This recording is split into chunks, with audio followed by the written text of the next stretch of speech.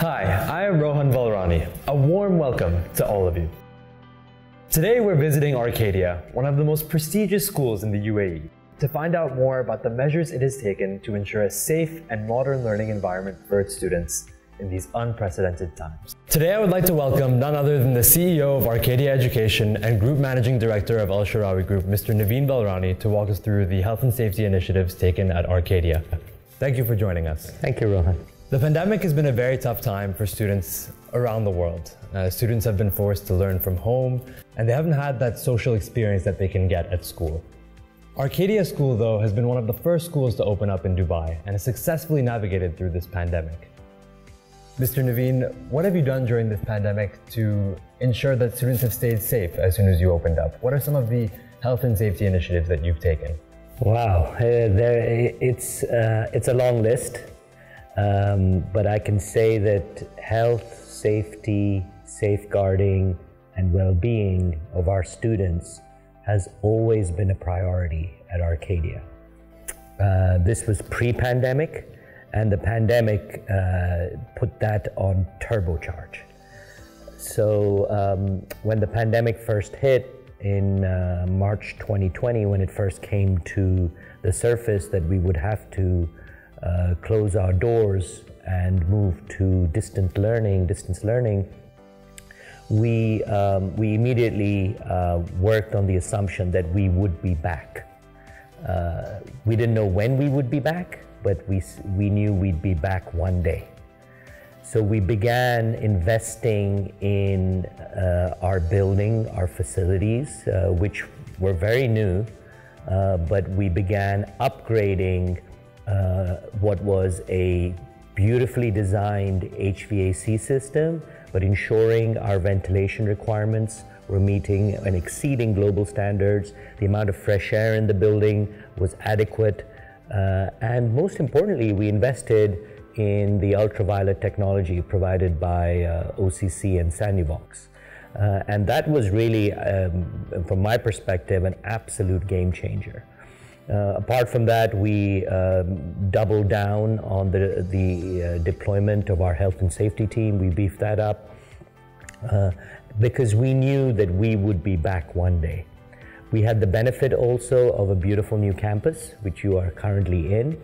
And as a result, we also had space. So social distancing became relatively easier when you have the benefit of space. So that's some of the features that we focused on during the pandemic that allowed us to reopen successfully in September 2020. So you mentioned that the UVC system, Sanuvox, was one of the most critical factors in allowing you to do this. Can you talk a bit more about that? What was so interesting about that? So we first came across the UV technology in the early part of the pandemic. In April 2020, we came across a US government study that focused on the benefits of UVC technology specifically.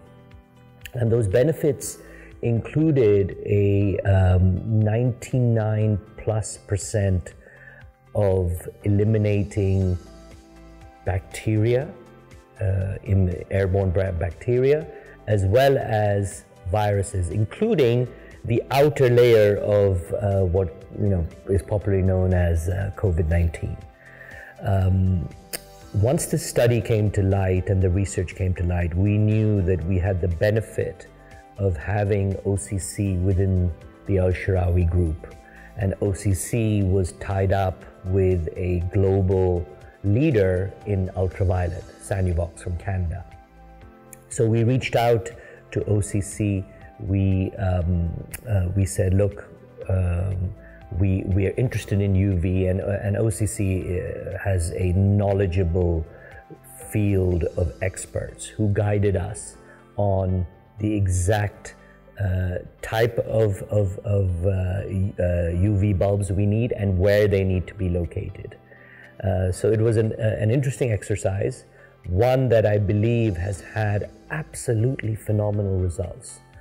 I can confidently say today, as we are hopefully at the end of this pandemic, I can confidently say that we have not had a single case of in-school transmission of the COVID-19 virus.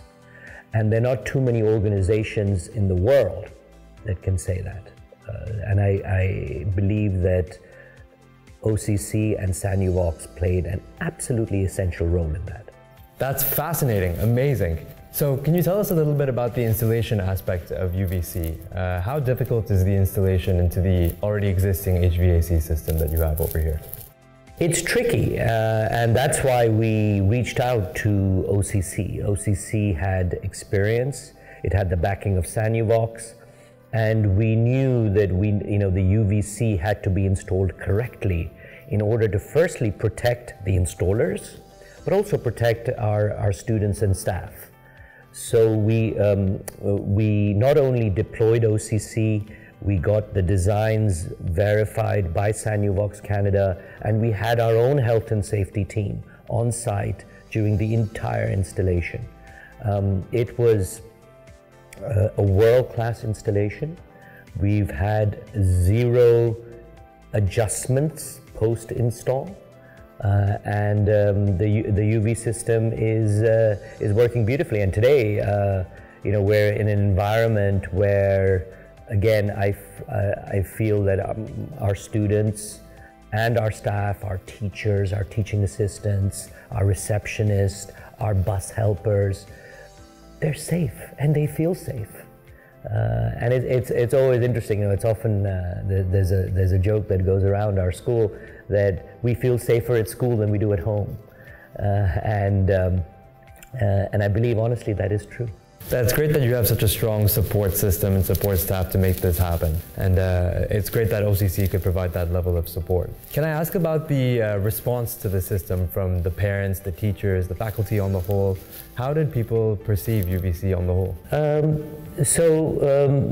By and large, it was, there is a level of trust at Arcadia in the leadership. And our parent community believed that we would do the right thing. There were a few who inquired, ultraviolet, this could be dangerous, right? I mean, the first thing you think about when you think about ultraviolet is ultraviolet rays from the sun. Are they harmful in any way? And ultraviolet has been around for decades and has been ASHRAE approved.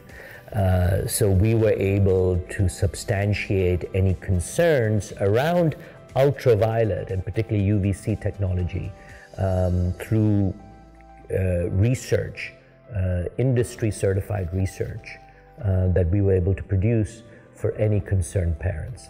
As far as the staff is concerned, and particularly our teachers, they are the bravest group of people in this building. Our teachers, healthcare workers who were just phenomenal during this pandemic.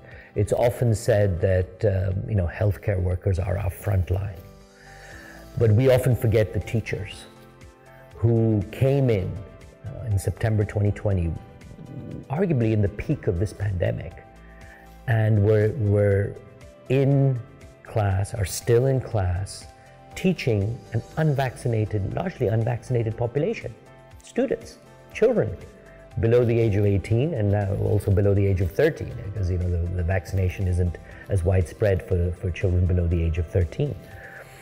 And they put up a brave front, but knowing that this building, this campus was safe. And I think that made a world of difference. But we can have the best technology in the world. We can produce the safest buildings in the world. But if we don't have the right culture, a culture of safety and health and well-being, of protection of our staff and our teachers and our students, there's no point investing in anything. I agree with that. I think that support of the teachers in particular is so important in making this all happen. So very well done, and credit to all the teachers here at Arcadia. Thank you. Thank you. What are the next steps here for Arcadia? What will Arcadia do in the future to deal with this pandemic? So the first thing is we have to acknowledge the pandemic is not yet over. We are still in the midst of a pandemic, and we could potentially be weeks away from another mutation. We thought the beta mutation was the most dangerous mutation we would ever see, and then came the delta. We know that the lambda and the mu mutations are not as transmissible as the delta is, but we're still watching. We have a regulator that is in KHDA that has been very supportive, but at the same time has also insisted that we as schools and school leaders remain responsible. So while the regulation does give us the luxury of having students back in school, that doesn't mean that we can just think that this is over. We still have to social distance. We still have to wear masks. We still have to wash our hands. And we still have to ensure that whatever we do responsibly. Regulation is important, and KHDA has come up with a fantastic framework. But we also have to apply our common sense. And not every situation can be covered by regulation. So we have to see in a given situation that are we doing the right thing for the student and for the teacher and for the member of staff involved. So I would say the priority now is, particularly as the numbers in this city get more and more encouraging when it comes to new cases, we shouldn't take things for granted. This is not over. We have to continue to emphasize safety. We have to continue to be responsible and hope that the world will soon come out of this pandemic, and it'll be taught in our history lesson as opposed to being mentioned in current affairs. Completely agree with you. Thank you so much for your time today, and thank you for keeping all of our students here safe. Thank you, Rohan. You're welcome.